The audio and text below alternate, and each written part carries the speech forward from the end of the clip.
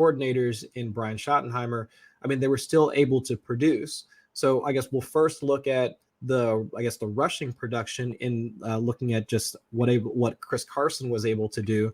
I know we looked at Rashad Penny at in a previous show, but just looking at Chris Carson and that offensive line, I guess point out some of the differences that you see in Seattle than what we saw in LA. Yeah, for sure. This play is kind of hilarious because all's well that ends well, but someone, be it the pulling left guard you see there, J.R. Sweezy, or Chris Carson, have missed their assignment here. And it all ends up fine, which is, it's all good. But you can see how he's pulling, and there's a gap. I think it's like the C gap here between the tackle and the tight end.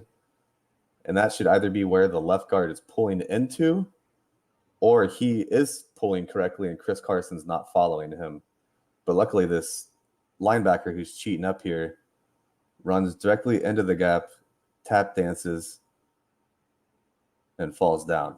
So, I don't know exactly whose fault that is, but they're lucky that linebacker just tripped over his own dude.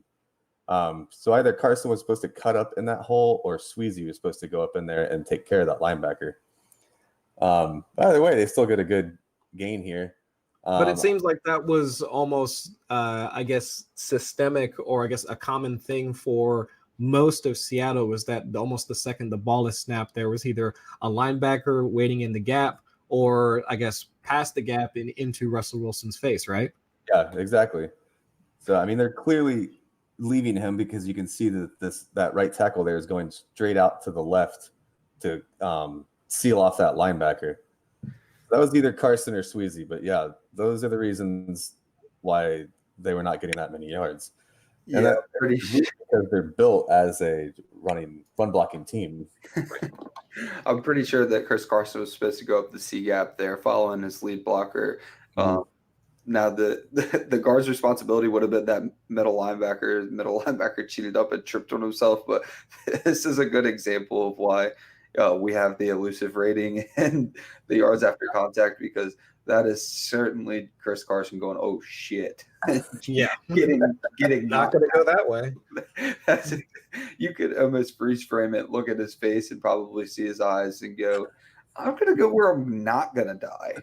So Trent Richardson would have gone right into that guy. Oh, yeah. He would have fallen over the guy falling down like a torpedo. Right.